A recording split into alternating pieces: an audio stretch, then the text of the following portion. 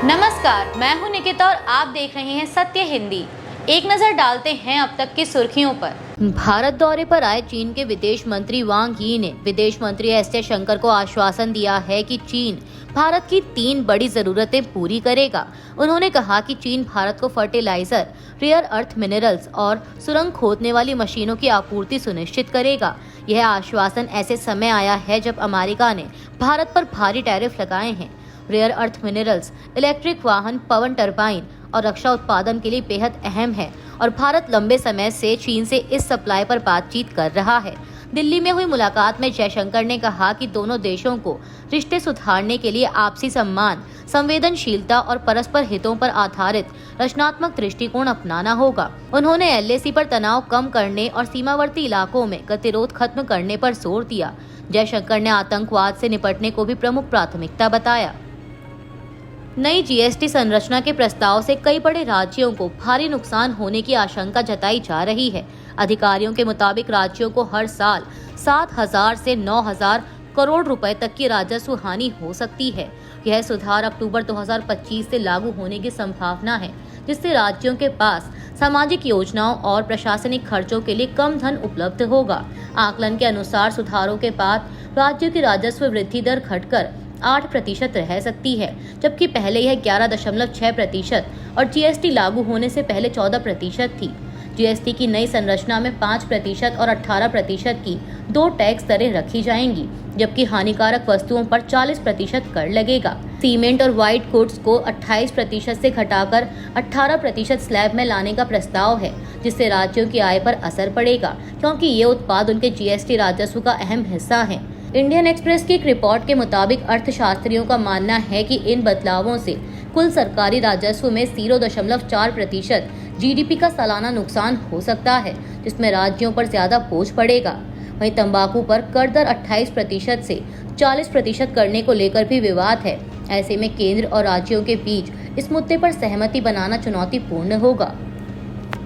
उपराष्ट्रपति पद के चुनाव को लेकर राजनीतिक हलचल तेज हो गई है। भाजपा और एनडीए ने महाराष्ट्र के राज्यपाल सीपी राधाकृष्णन को अपना उम्मीदवार घोषित कर दिया है, लेकिन विपक्षी इंडिया गठबंधन ने अभी तक नाम का ऐलान नहीं किया। मीडिया रिपोर्ट्स के मुताबिक आज दोपहर 12:30 बजे कांग्रेस अध्यक्ष मल्लिकार्जुन खड़गे के आवास पर इंडिया ब्लॉक की अहम बैठक बुलाई गई है, जिसमें साझा उम्मीदवार का नाम तय किया जाएगा। सूत्रों के मुताबिक इसरो के पूर्व वैज्ञानिक और चंद्रयान 1 परियोजना के प्रमुख रहे मलईस्वामी अन्नादुरई और टीएम के सांसद तिरुचि शिवा के नामों पर चर्चा चल रही है। विपक्ष चाहता है कि इस चुनाव को लोकतंत्र और संविधान की रक्षा की लड़ाई के रूप में पेश किया जाए। साथ ही महाराष्ट्र से एक दलित बुद्धिजीवी के नाम पर भी विचार किया जा रहा है। वहीं एनडीए उम्मीदवार राधाकृष्णन दिल्ली पहुंचकर प्रधानमंत्री मोदी से मुलाकात कर चुके हैं और उनके स्वागत में भाजपा नेताओं ने जोरदार कार्यक्रम किया। अमेरिका के राष्ट्रपति डोनाल्ड ट्रंप ने ओवल ऑफिस में यूक्रेन के राष्ट्रपति व्लादिमीर जेलेंस्की और यूरोपीय नेताओं के साथ बैठक के बाद बताया कि उन्होंने रूसी राष्ट्रपति व्लादिमीर पुतिन से फोन पर बात कर जेलेंस्की और पुतिन के बीच अगली बैठक की तैयारी शुरू कर दी है। ट्रंप ने कहा कि अब रूस, यूक्रेन और अमेरिका की त्रिपक्षीय बैठक होगी, जो लगभग 4 साल से जारी युद्ध को समाप्त करने की दिशा में एक बड़ा कदम है। बिहार में मतदाता सूची विवाद के बीच मुख्य निर्वाचन अधिकारी यानी सीईओ विनोद सिंह गुजियाल ने 18 अगस्त को एक महत्वपूर्ण सार्वजनिक सूचना जारी की, जिसमें कहा गया है कि जिन मतदाताओं के नाम 1 अगस्त को प्रकाशित ड्राफ्ट रोल में शामिल नहीं हैं, वे अपने आधार कार्ड की प्रति के साथ दावा दायर कर सकते हैं। सुप्रीम कोर्ट के 14 अगस्त के आदेश के बाद हटाए गए नामों की पूरी लिस्ट कारणों सहित सीईओ और सभी जिला निर्वाचन अधिकारियों की वेबसाइटों पर, साथ ही पंचायत, प्रखंड, शहरी निकाय कार्यालयों और मतदान केंद्रों पर प्रदर्शित की गई है। मतदाता अपने एपिक नंबर से विवरण देख सकते हैं। इस बीच विपक्ष के नेता तेजस्वी यादव ने मुख्य चुनाव आयुक्त पर आरोप लगाया कि वे प्ले स्कूल के बच्चों से भी खराब बहाने बना रहे हैं और पीएमओ की भाषा बोल रहे हैं। वहीं भाजपा नेताओं ने कहा कि आयोग ने सुधार के लिए समय दिया है, लेकिन विपक्ष झूठी सूचना फैला रहा है। बिहार में वोटर अधिकार यात्रा के दूसरे दिन यानी 18 अगस्त को राहुल गांधी और तेजस्वी यादव ने सासाराम, औरंगाबाद और गया में जोरदार संदेश दिया। भीषण गर्मी और बारिश के बावजूद बड़ी संख्या में लोग जुटे और वोट चोर गद्दी छोड़ के नारे लगे। राहुल गांधी ने हाथ में संविधान लेकर कहा कि एसआईआर प्रक्रिया से गरीबों और कमजोरों का वोट चुराया जा रहा है, लेकिन यह साजिश कामयाब नहीं होगी। उन्होंने आरएसएस और भाजपा पर संविधान को मिटाने का आरोप लगाया और वादा किया कि इंडिया गठबंधन की सरकार आने पर जाति जनगणना सही ढंग से कर आरक्षण की 50% सीमा हटाई जाएगी। राहुल ने मोदी सरकार पर अरबपतियों को फायदा पहुंचाने का भी आरोप लगाया। वहीं तेजस्वी यादव ने कहा कि वोटर लिस्ट से नाम कटने पर पेंशन व राशन से भी नाम हट जाएगा। इस यात्रा में लालू प्रसाद यादव, दीपांकर भट्टाचार्य और मुकेश साहनी भी मंच पर दिखे। वहीं दूसरी ओर भाजपा ने इसे घुसपैठियों को बचाने की नौटंकी बताया, जबकि चिराग पासवान ने कहा कि एसआईआर कोई बड़ा मुद्दा नहीं है। इसी बीच 22 अगस्त को पीएम मोदी बिहार दौरे पर रहेंगे और 23 अगस्त को एनडीए सम्मेलन शुरू होगा। बिहार की राजनीति में तेज प्रताप यादव ने एक बार फिर अपने भाई तेजस्वी यादव पर निशाना साधा है। नई पार्टी बनाने के बाद उन्होंने सोशल मीडिया पर पोस्ट करते हुए कहा कि राहुल गांधी और तेजस्वी यादव लोकतंत्र बचाने नहीं बल्कि उसे तार-तार करने निकले हैं। उन्होंने नबीनगर विधायक विजय कुमार सिंह के ड्राइवर और एक पत्रकार पर हुए हमले की कड़ी आलोचना की और तेजस्वी को चेतावनी दी कि जय चंदों से सावधान रहें, वरना चुनाव में बुरा परिणाम देखना पड़ सकता है। तेज प्रताप ने अपनी प्रेमिका अनुष्का यादव के भाई आकाश यादव पर भी राजनीति खत्म करने की साजिश का आरोप लगाया और साफ कहा कि कोई भी साजिश उनके राजनीतिक जीवन को खत्म नहीं कर सकती। उन्होंने दावा किया कि टीम तेज प्रताप यादव के साथ वे पूरे बिहार में जनसंवाद करेंगे और चुनाव लड़ेंगे।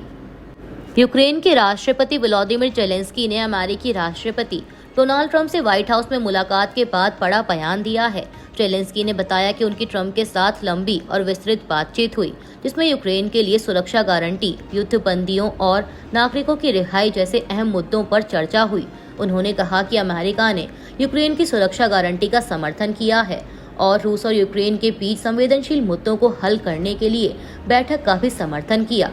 जेलेंस्की ने यह भी कहा कि वे रूस के साथ द्विपक्षीय वार्ता के लिए तैयार हैं और त्रिपक्षीय बैठक के विकल्प पर भी विचार कर रहे हैं। हालांकि पुतिन के साथ किसी वार्ता की तारीख अभी तय नहीं हुई है। उन्होंने यूरोपीय नेताओं को भी धन्यवाद देते हुए कहा कि यह अमेरिका और यूरोप की एकता का अच्छा उदाहरण है। बता दें कि इससे पहले 15 अगस्त को अलास्का में पुतिन से मुलाकात के बाद ट्रंप ने जेलेंस्की और यूरोपीय नेताओं को व्हाइट हाउस बुलाया था।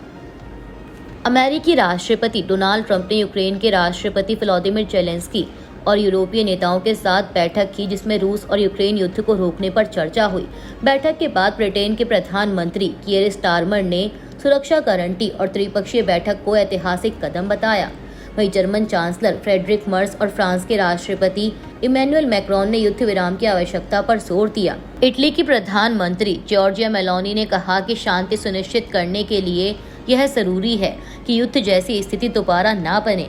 नेटो महासचिव मार्क रूट ने यूक्रेन के बुनियादी ढांचे पर हमले रोकने की मांग की। इसके अलावा यूरोपीय आयोग की अध्यक्ष उर्सुला वॉन डेर लेयन ने अगवा किए गए यूक्रेनी बच्चों की वापसी को सर्वोच्च प्राथमिकता बताया और कहा कि हर बच्चे को अपने परिवार से मिलना चाहिए। अमेरिका के विदेश मंत्रालय ने 6000 से अधिक अंतर्राष्ट्रीय छात्रों के वीजा रद्द कर दिए हैं। बीबीसी की एक रिपोर्ट के मुताबिक जानकारी में मंत्रालय ने बताया कि ये कार्रवाई अमेरिकी कानून तोड़ने और निर्धारित अवधि से अधिक रुकने के कारण की गई।